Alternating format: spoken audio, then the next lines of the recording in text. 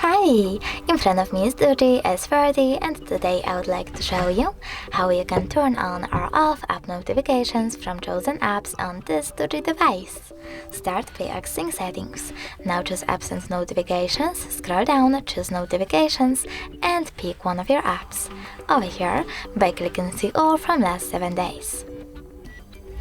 I will go with Google Play Store, so now when I click on the switcher next to it, all notifications from Google are now disabled. If you wish to enable them, click at the same switcher, but you can also just tap on one of your apps and manage notifications from here.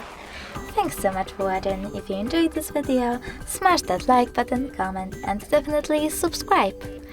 Bye!